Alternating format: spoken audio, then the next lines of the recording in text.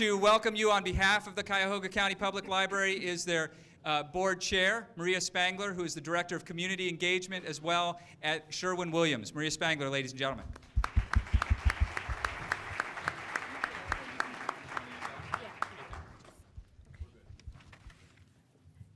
Good evening, everyone, and welcome to Cuyahoga County Public Library's Parma Snow Branch for tonight's State of the County Address by County Executive Armond Budish. I'm Maria Spangler, as Dan mentioned, President of the Cuyahoga County Public Library Board of Trustees. We are so pleased to partner on tonight's event with the City Club, whose national reputation as a citadel of free speech aligns with the public library's commitment to intellectual freedom, civic engagement, and equitable access to information.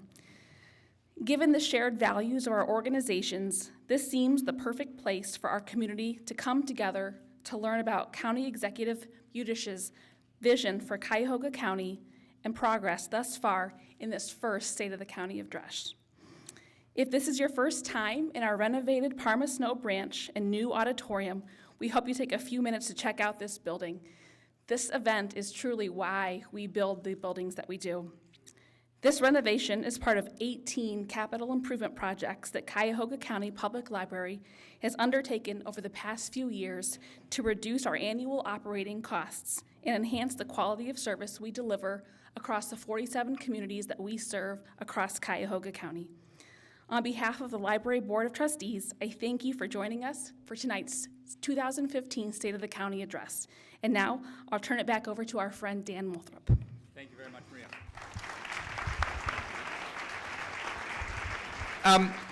Ladies and gentlemen, we do have a few spare seats, empty seats in the front. I'd like to offer upgrades to anybody who's sitting in the back. Terry Allen, Matt Carroll, anybody? Quite honestly, we'd love to have you in front. Anybody who'd like to sit closer, please do. The second half of the program, how much time do we have before we have to go live? 2 minutes. 2 minutes, okay. So we're going live on WCPN in 2 minutes. As you can see, we're recording for broadcast on WVIZ as well. Can we get a round of applause, please, for ideastream?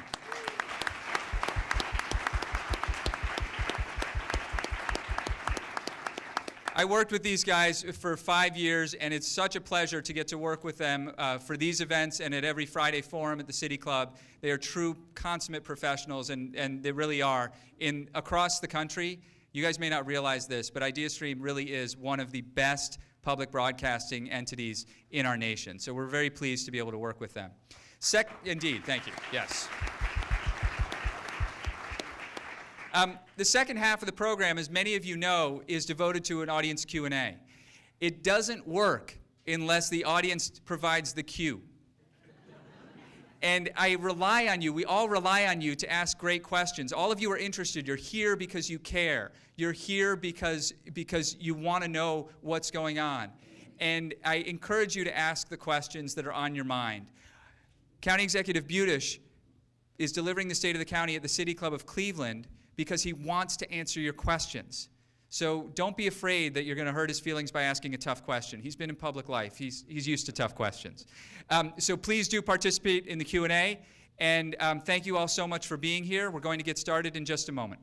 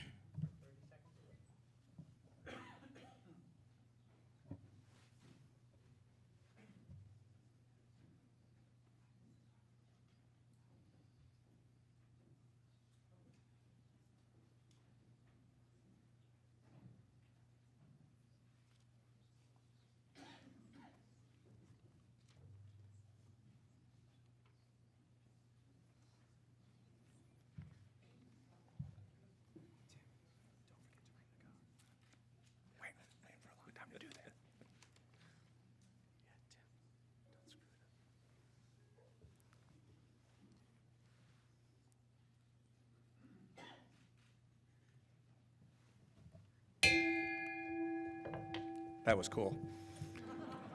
Good evening, and welcome to the City Club of Cleveland and to Cuyahoga County Public Library, Parma Snow Branch. I'm Tim DeGeeter, Mayor of Parma, Ohio's 7th largest city. So welcome to Parma.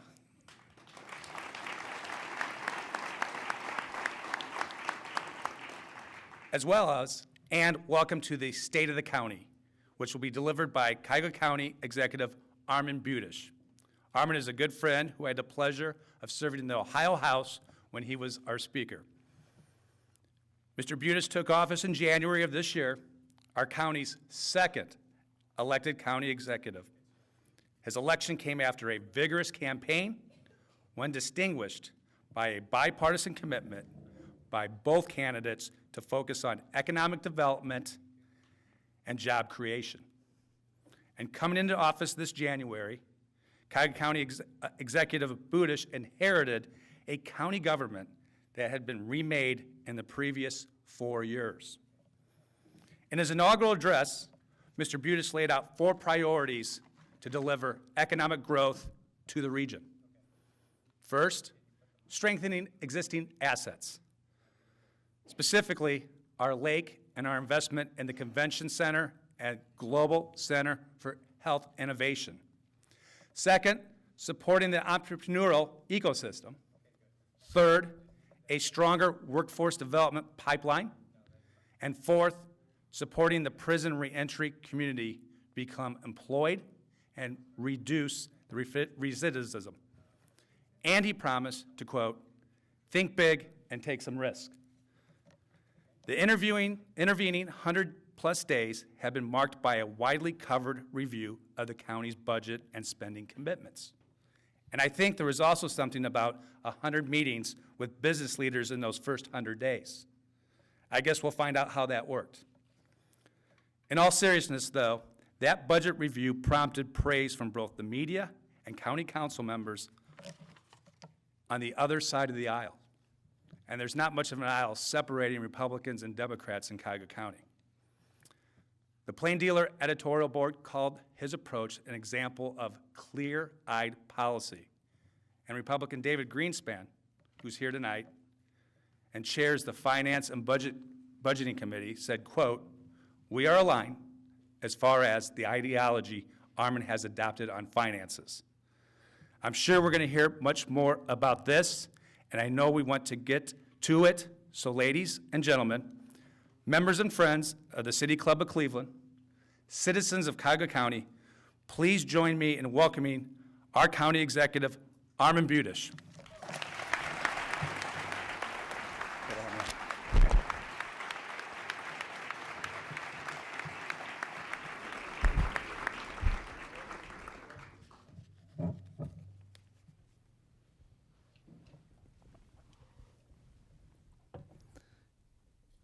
Great job with the gun. Good evening, everybody. We are at a unique moment in time. Never in my lifetime has our region been more poised for greatness. Our challenges remain daunting, but our opportunities to move to a new level of innovation and opportunity should give all of us not only a sense of optimism, but a sense of collective purpose. That's why I'm so honored and excited to serve as your county executive. This is my 104th day in office. It's hard to believe the time has just flown by. It seems like just 103. That's the one piece of humor in this, by the way. I'd like to take a moment to recognize several of my partners in our efforts to move our region forward. County Council already has shown itself to be a critically important and willing partner in moving the county down the path to prosperity. I'd like to thank Council President Dan Brady, Pernell Jones, Vice President, and the entire council for their leadership and commitment to advancing our shared goals, and many of them are here tonight. Thank you all for coming. The goodwill, hard work, and collaboration of all of our city partners is another reason I'm optimistic about our future. I look forward to working closely with Cleveland Mayor Frank Jackson, with Mayor Tim DeGeeter of our host city, Parma, with Independence Mayor Gregory Kurtz, who's president of the Northeast Ohio Mayors and Managers Association, and all of our elected local officials. Many again are here tonight. And I look forward to collaborating with all of our devoted federal and state legislators who so ably represent Northeast Ohio. We all have a stake in the entire region's success. Now, I can't talk about partners without mentioning my wife, Amy, who's here tonight. Amy, can you stand for a second?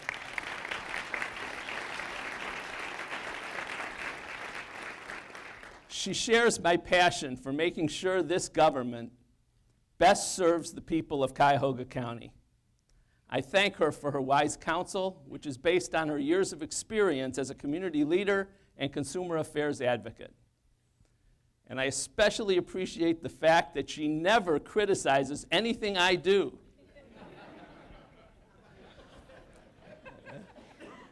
I'd also like to thank the Cuyahoga County Public Library System, the good people at this Parma Snow Library branch, and the City Club of Cleveland for making this event possible. You might have noticed that this is the first year that the state of the county is not downtown at noon. This change is no accident. For us to be successful, our county government must be accessible and transparent. A good first step is to step outside our doors and into the community to talk to our residents after work hours and at a price anyone can afford, free. I'm incredibly optimistic about our future. There's a new energy everywhere you go. Can't you just feel it? Great. In fact, it's not just me being the cheerleader. People all over are starting to substitute a new R word for the old one. When they speak of Cleveland, it's Renaissance, not Rust Belt. Voters, Travel and Leisure, and the New York Times all recognize we're one of the top places in the world to come to visit and spend some time. And just last week, USA Today named us one of the top romantic spring getaways. Now, I don't know how they conducted that survey, but we'll take it. LeBron James has returned home. The Rock and Roll Hall of Fame, you can clap for LeBron, that's good. The Rock and Roll Hall of Fame inductions will be home in a few short days for a spectacular weekend. And next year, the RNC will call Cleveland home. We are on a roll.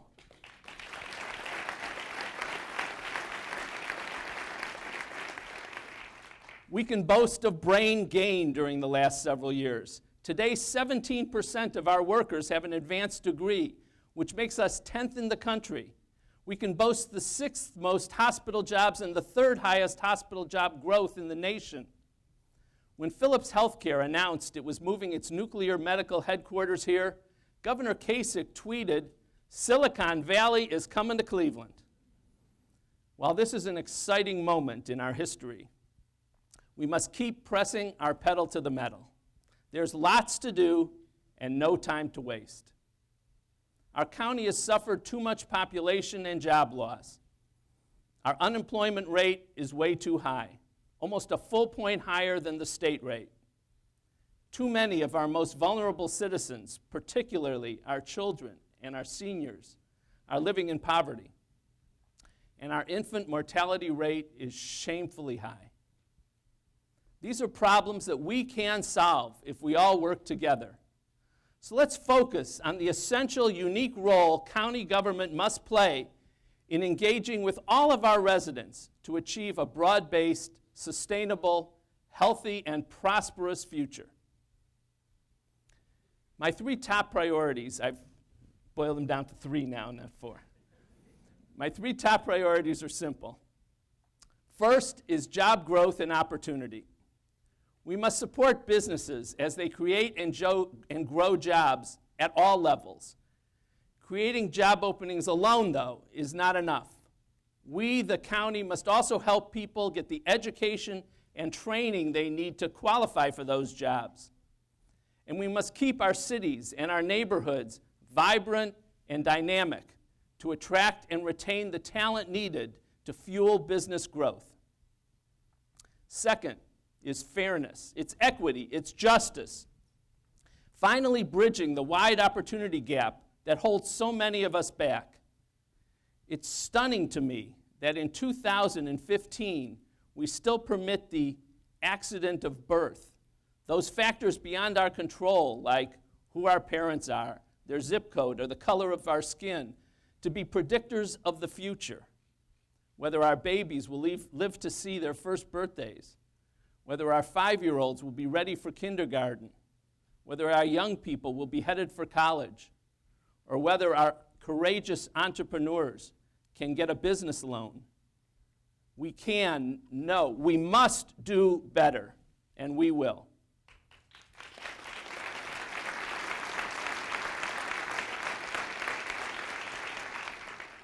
Third is government that gets results. Whether you're a resident or a business seeking help, you shouldn't need a PhD to access and navigate the maze of government. Not just county government, but all levels of government. If you walk into a county office with a question, you should walk out with an answer, even if it's not a, quote, county problem. It's my goal to figure out how we can create a solution-driven county government, one that's efficient, effective, and focused on getting you what you need when you need it. You all deserve that. This will be a longer-term, ongoing project for us. To accomplish our goals and move this entire region forward, we must be creative, innovative, collaborative, and bold. We must do business in a different way than we have in the past, and that starts with your county government. We must think out of the box, but we must do a whole lot more. We must actually break down the boxes that have boxed in our ability to best serve people and businesses. For way too long, we've had one box for traditional economic development, giving companies financial incentives to attract or keep them.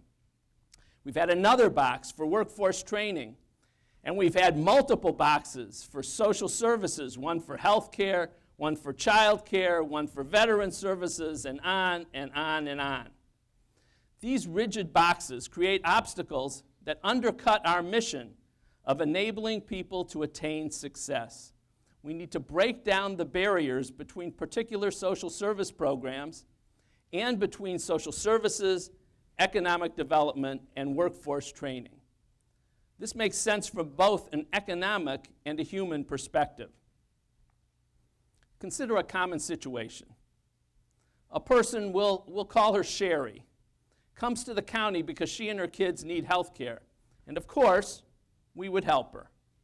But she also needs utility assistance, and she needs child care so she can work at her job. And she doesn't know it, but she also qualifies for several veterans benefits. The county is uniquely positioned to help stabilize families in the short term. We should never tell people, sorry, we can't help. You've got to go to another agency in another building on the other side of town. When the Sherrys of our county are sent to 3 separate locations to talk with 3 separate caseworkers, they often just give up. There should be no wrong door to your government. Eliminating the separate boxes for social service programs helps stabilize families in the short term. In fact, the situation's even more remarkable than I just described. At the Virgil Brown building on Payne Avenue, if you need food assistance, you go in one side of the building. If you also need child support, you have to leave the building, walk around the outside, enter a door on the opposite side, and go through security a second time. Talk about artificial barriers between agencies. We have barriers within a building.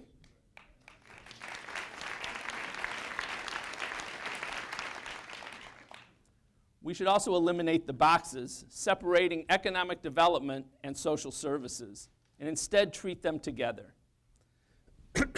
Think about it. It's hard to be the best employee on the job when on the home front you don't have access to affordable quality child care and medical care for your kids and access to transportation. One company owner told me that she was about to fire a good employee who had begun to frequently miss work. But when they talked, it became clear that the employee was a single mom without health insurance, and her kids kept getting sick. Once the employee obtained both health and child care benefits, she again became a reliable, quality employee. If we're going to really stop doing business as usual and change the way we think as a county government, we cannot simply focus on people's emergency needs. We must also get them on the long-term path to prosperity and independence as well. And that means a job and job training. Medicaid intake and job assistance should not be separate. The benefits we help people access at the county can be an important bridge to a better life if we more closely align them with job training, job placement, and supportive services while on the job. The American dream is not a Medicaid card. The American dream is a good job with an income that can sustain a family, health insurance, and a career path to success.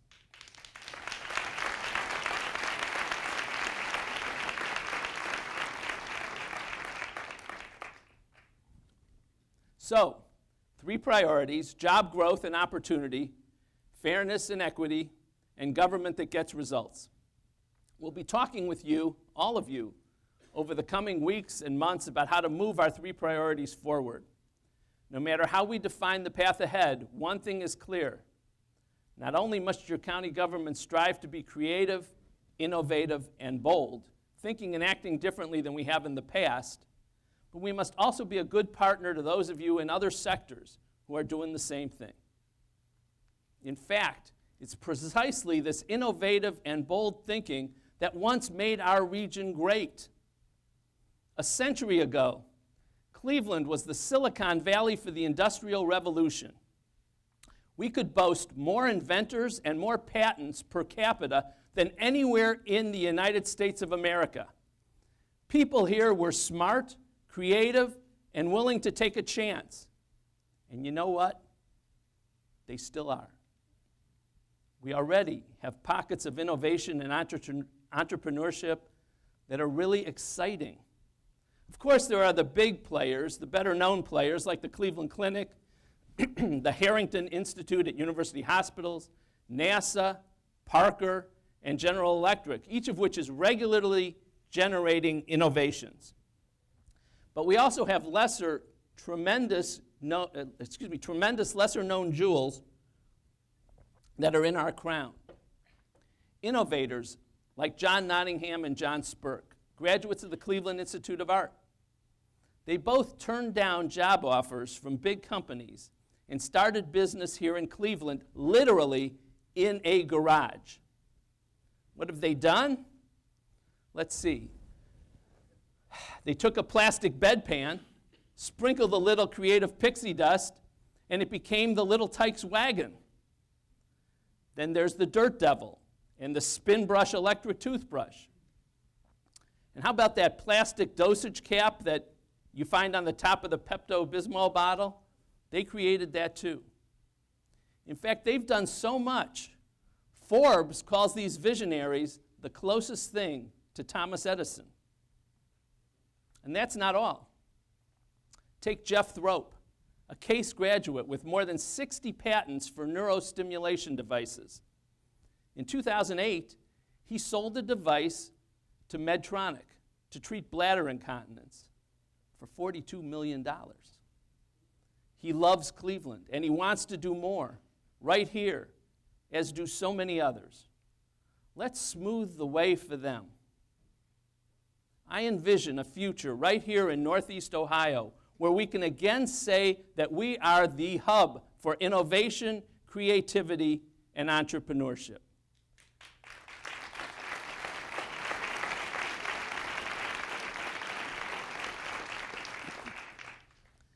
We still have bright, creative people with great ideas. If we nurture them, support them, and give them a chance, we can help them create new businesses and new jobs right here in Northeast Ohio. Here are 6 specific initiatives, all part of our innovation agenda, to again make our region a hub for innovation and entrepreneurship. First, if you or your youngster has an idea that could become the next Microsoft or Facebook, how can he or she get started? How about going to the library? I'm pleased to announce today a unique public-private partnership with the county library system to create innovation centers throughout Northeast Ohio.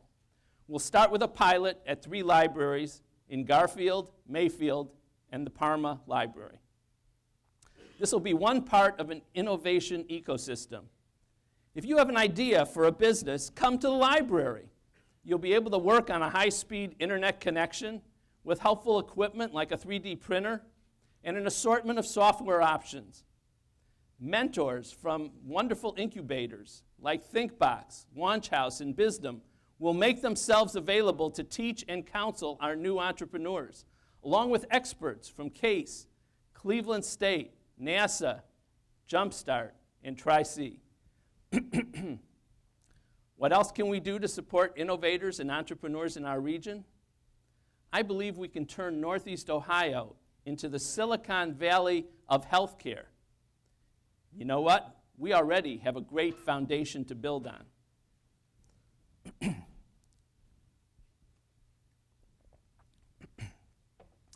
The Cleveland Clinic, UH, Metro, St. Vincent, our healthcare institutions are second to none in the world, and they're constantly spinning off new innovations that will become new businesses. Those businesses could be in Boston, they could grow in New York, they could thrive in California, anywhere. We want them to grow and create wealth and jobs here. To grow, they need startup and early stage money. That's a major message I received during my first 100 days when I met with 100 businesses. They need better access to capital from local sources. Capital's readily available on the coasts, not so much here or in the Midwest. So here's my second innovation initiative. The county can use its resources to leverage and bring private capital here to grow young businesses here. That's why I've issued 2 requests for proposals to attract a total of at least $15 million to Northeast Ohio to support startup businesses. And these programs should not cost our taxpayers because we'll be making loans, not grants, and they'll be protected by secure repayment guarantees. My third initiative involves reigniting the Global Center for Health Innovation. The Global Center is unique in the world. It presents the opportunity to promote creativity within an exciting innovation environment which will start, grow, and attract businesses right here. The Global Center has not yet come close to realizing its full potential, but we're taking steps to correct that. First, we've hired a top-notch managing director for the Global Center, Fred DeGrandis, who's here tonight, to work with SMG General Manager Mark Leahy and Executive Director Barbara McBee. And we are now standing up an advisory committee of innovation leaders, including Dr. Tom Graham, Chief Innovation Officer at the Cleveland Clinic. Dr. Graham has agreed to chair this advisory committee. Dr. Ron Berkman, President of Cleveland State University. Dr. Akram Boutros, President of Metro Health Systems. Dr. Marco Costa, Vice President and Chief Innovation Officer at University Hospital Health System. Craig Maxwell, Corporate Vice President of Technology and Innovation at Parker Hannifin. Aram Nurponi, President of BioEnterprise. John Nottingham, who I mentioned earlier, Co-President of Nottingham Spirk. Dr. Suzanne Rivera, Vice President for Research at Case Western Reserve University. Carla Smith, Executive Vice President at HIMSS. Dr. Jerry Sue Thornton, President Emeritus for Cuyahoga Community College. And Stuart Weitzman, Director of Market Development and Innovation Programs at GE Ventures. Under the leadership of Fred DeGrandis, Dr. Tom Graham, and our advisory committee, the Global Center will bring together the most powerful health-related innovation programs in the entire world. Our focus on innovation and entrepreneurship goes beyond the healthcare and technology arenas. We're blessed with local entrepreneurs looking to start the neighborhood beauty salon, or hardware store, or restaurant. These entrepreneurs need access to capital and mentoring too. Often the difference between success and failure, between stagnation and growth, is a small loan, perhaps in the range of $25,000 maybe as much as $125,000. Unfortunately, banks often aren't interested in making these small loans because the costs or the risks are just too high. So my fourth innovation and entrepreneurship initiative is designed to help people like Angelina Rodriguez-Pata. Angelina was a stay-at-home mom. She enjoyed making jewelry at home and decided to try to start her own women's apparel business. She wrote up a 32-page business plan and went to one bank after another to try to get a $25,000 loan. She was rebuffed each time. A startup business is just too risky, she was told. And she had good personal credit, her husband had a good job, didn't matter. She even offered to put up her home and personal assets as collateral, still no luck. Then she found ECDI, a micro lender that makes loans of $500 to $100,000 to small businesses in Northeast Ohio. This time her loan application for $25,000 was approved without Angelina having to put up her house. 7 months later, her business is doing very well. She's actually making money in just 7 months. The name of her shop, by the way, is Blackbird Fly Boutique at West 28th in Lorraine. You might want to stop by and buy something.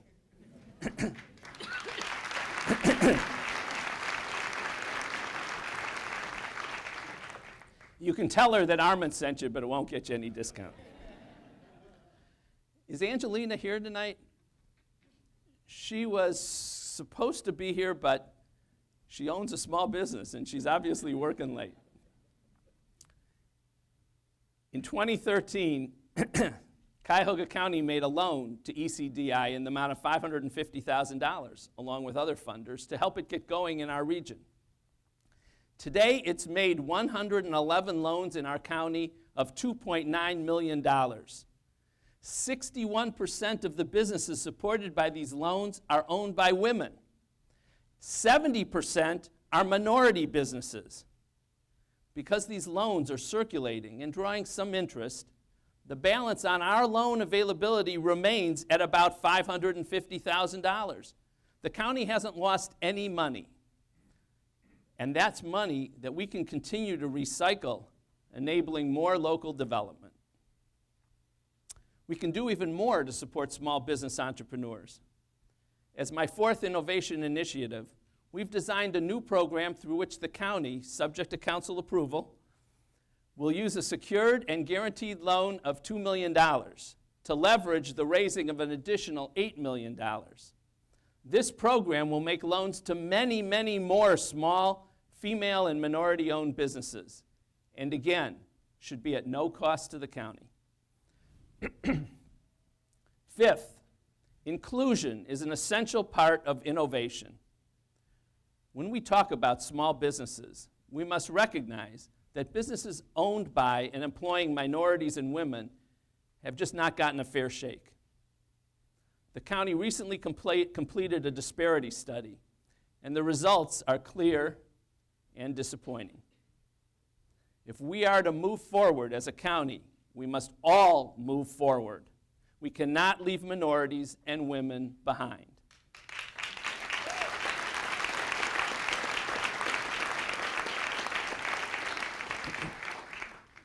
At the end of last year, the administration proposed a community benefits agreement to help remedy these disparities. This legislation is currently being reviewed in a council committee. I look forward to working closely with Vice President Purnell Jones, Public Works Committee Chair Chuck Germana, and the rest of council to get a community benefits agreement done as soon as possible.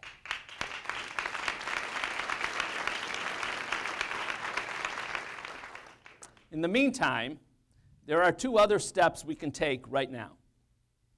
In my first 100-day meetings, I heard from small and minority business owners that the certification and application processes can be unnecessarily burdensome, and the paperwork often is duplicative. I've asked my Economic Development Office to review and streamline those requirements. Our small and minority businesses should not have to spend more time energy, and money filling out the paperwork than doing the job.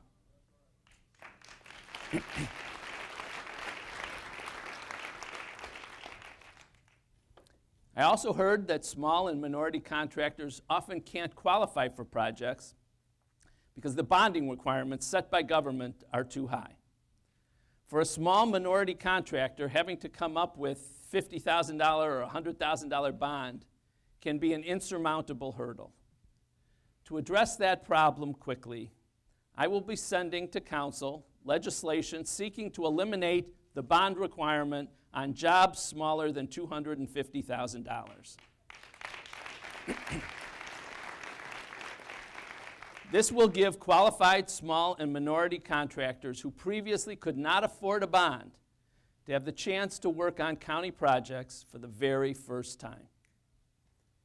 Sixth, I mentioned earlier that people in need of government assistance often get trapped in a maze of bureaucracy, getting sent from one office to another until they just give up. Well, businesses often have similar problems. They may have a need for government help, or they may have problems with government regulations, but they don't know where to go or what to do. And they can't afford to hire expensive lawyers to help guide them. Just as there should be no wrong door for individuals, there should be no wrong door for businesses. For that reason, we will repurpose a member of our Economic Development Department to serve as a business ombudsman to help businesses better access their government. So those are 6 specific initiatives which are part of our new innovation agenda. Now, I'm running out of my time, and I know they strictly enforce the time here. I don't want to get gonged. But we've been working on lots more ideas that we'll be discussing with you soon. But you know, I'll throw out one last one as a bonus. The county's been developing an exciting innovation partnership with the Cleveland Foundation. While our plans have not yet been finalized, I hope to be able to announce some specifics in the coming weeks. So we'll just call that one a teaser. So this will be just the beginning of my conversations with you. There are many more exciting projects and innovative initiatives we'll be rolling out in the coming weeks and coming months. It's clear that our progress depends on all of us working together. If we each stay in our own silos or boxes, we will not succeed. But if we bring together and leverage the unique strengths and skill sets of our citizens, businesses, nonprofits, philanthropic organizations, and all levels of government, that's where the power for solutions will be found.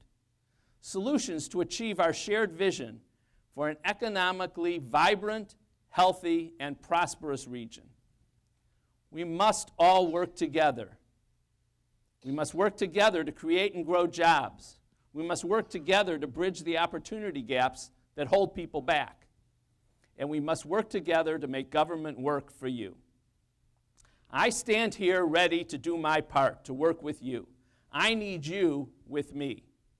We have lots to do, and there's no time to waste. Thank you all very much.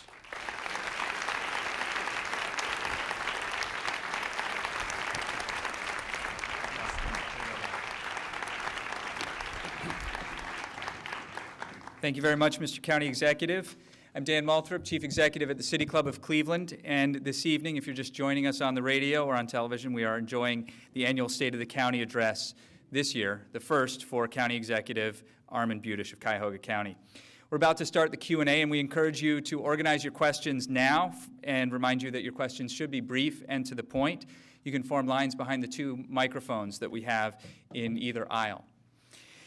We'd like to thank our partners in the media, 90.3 WCPN IdeaStream and WVIZ PBS, for carrying this program live on the radio and broadcasting it this evening on television. IdeaStream is our primary media partner. We'd also like to thank the many other radio stations that carry our Friday forums across the country and around the region. Radio and television broadcasts of the City Club are made possible by Cleveland State University and PNC. As the county executive has spoken about the Renaissance, you might be interested in joining us on Wednesday, April 22nd, as we welcome Joel Kotkin, Executive Director at the Center for Opportunity Urbanism, for a discussion on the resurgence of Rust Belt cities. You can find out more information about that and all of our upcoming and past programs, many of which from the archives are being digitized as we speak. You can find out more at our website, cityclub.org. Tonight's program is sponsored by the Sisters of Charity, whose generous support allowed us to offer this program for free, and we thank them very much. Could we get a round of applause, please, for the Sisters of Charity Health System?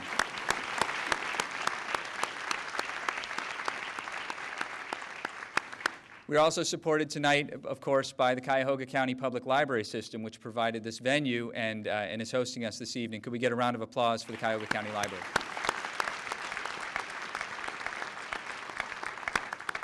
And of course, Mayor DeGeeter, thank you very much. We love Parma.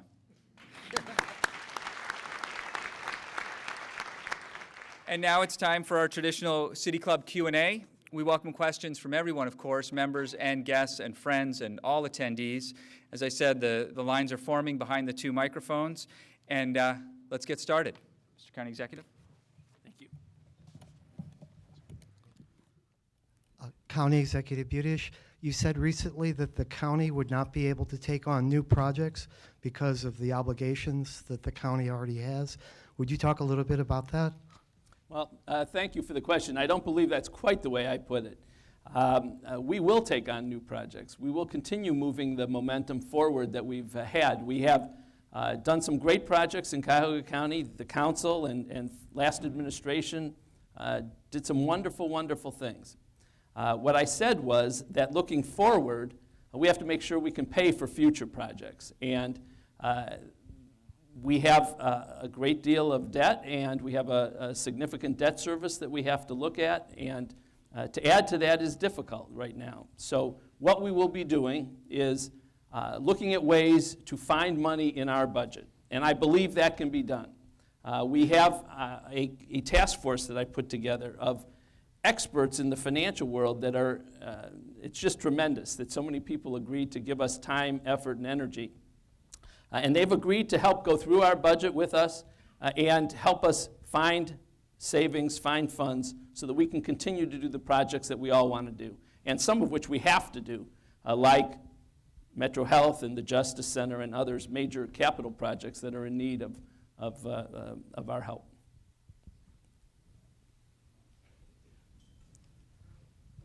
Mr. Budish, how are you, and thank you. Good, thank you. When you met with the businesses, have you talked with them about possibly helping to take those who have come from prisons, who have felony records, and who can't find employment anywhere? We have to deal with them continually in the faith-based community. And along with that, have you looked at how many of our young people are going through the juvenile detention center and ending up in the county and on their way to prison and finding themselves without a future? Thank you. Yes, I spoke to many businesses about reentry issues. The fact is that we truly need to give people a second chance in this county, and people want a second chance.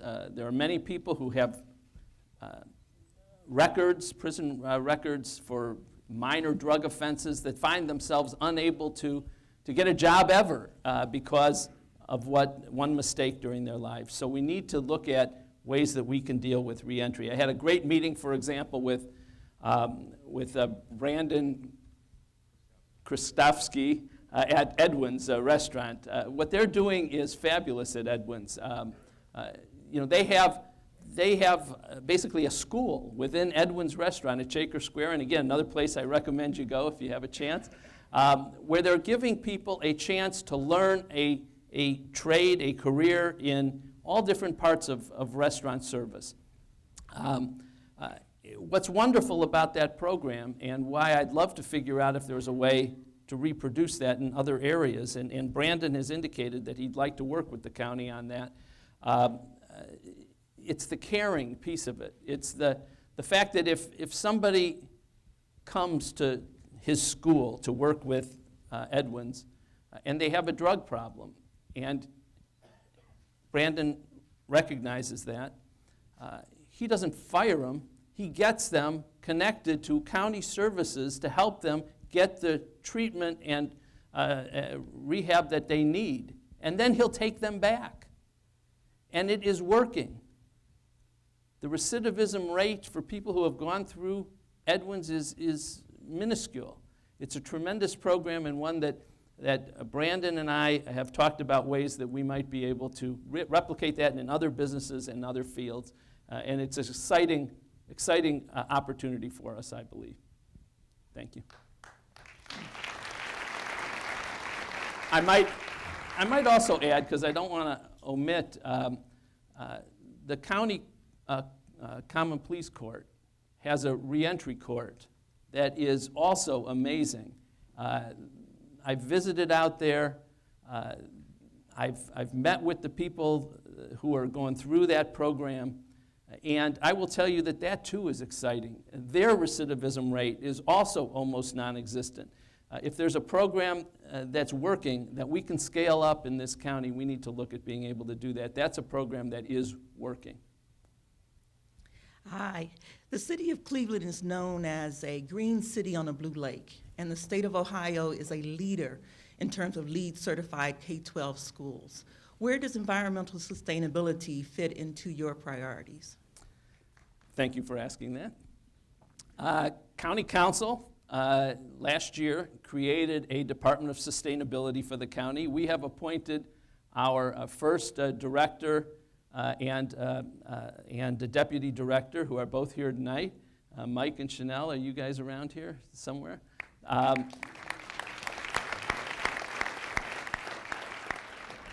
When I was drafting this state of the county, I had to limit. I didn't want to have just a laundry list of programs. But I will tell you, again, another teaser, something will be coming up soon that the Department of Sustainability has been working on that could be transformative for our county. Thank you. Is that a good teaser, Mike? All right. Mr. County Executive, I'm really happy to hear you talk about trying to link economic development and health and human services, because a job is one of the best things that we can give people to help them get ahead. But one of the areas you touched on in your introduction was our sort of abysmal track record around infant mortality in this community. And I'm wondering what you're thinking the county might be able to do to try and improve those rankings so that we finally tackle that issue and get it done. Infant mortality is such an important subject. I've talked about it multiple times. It is shocking, the high rate of infant mortality in a city that has the best health care in the world. So something has to change. We as a county actually fund a number of programs aimed at reducing or eliminating infant mortality. Obviously, the results are not across the board successful, in fact, not even close. So what we need to do, and what we will be doing, what we've already put in place, we will be reviewing each and every program that we're funding. Metrics will guide everything we do as an administration, and this is at the top of the list. We will evaluate every program we're putting money into. If they are producing results, we will scale them up, and if they're not producing results, they get eliminated. There's enough money in the system, I believe, to make a big impact. We just have to direct that money in the right places. Thank you. Thank you for coming, Mr. Budish. I Thank you. have two questions that are basically interrelated. I worked for the city of Cleveland in the engineering department for 35 years, doing mostly street reconstruction, and they concerned bonding for public improvement contracts and possibility of joint certification of MBE, FBE, DBE with the city, the state, RTA, so someone says, you know, I can work for you, but I can't work for them. And have you looked into joint certification of MBE, FBE, DBE? And I would ask you to seriously reconsider not waiving your bonding requirements for public improvement contracts. Thank you. Thank you. Let me address directly the issue that you raised with the various certification and programs, requirements that are out there. I alluded to it. I didn't get into great detail in my speech, but that's exactly what I heard from people, that they've got to go through all these different programs, they've got to file all these different papers, they're duplicative, they get to the same point. In my view, there's no reason for that. There's no reason that if the state of Ohio, for example, has a good certification program, that we can't just accept that instead of having them go through another certification through the county. We will reduce the duplication and the wasted time and effort that MBEs and FBEs and others have to go through when they deal with the county. Thank you. County Executive, Yes. Thank you very much. Appreciate the way you've outlined your plan for the future. And you, Just part of my plan. well, The rest will be coming. That's where my question's going. You've named a lot of really important assets in terms of Cleveland and Cuyahoga County's future. Where do you see the arts and cultural sector fitting into your plan and working to address some of these issues that are very important to our community? Arts and culture is critically important. One of the things that both Councilman Sharon and I spent time talking about on the campaign trail, and in full and complete agreement, was the importance of the arts and culture to this region. The fact is that when we talk about, as a high priority, jobs and bringing people to the region and making this a place that people want to live and stay in, where our kids want to return, the arts and culture is a vital piece of that.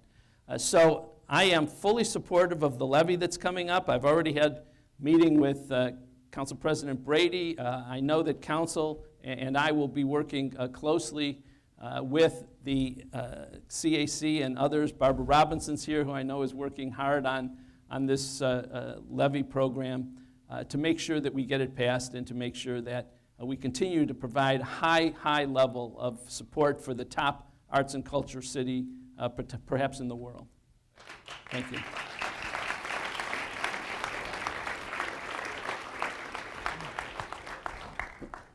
Oh, the gong is ready to go. This evening, we have been enjoying the annual State of the County address by Cuyahoga County Executive Armond Budish. Thank you, County Executive. Thank you, ladies and gentlemen. This forum is now adjourned.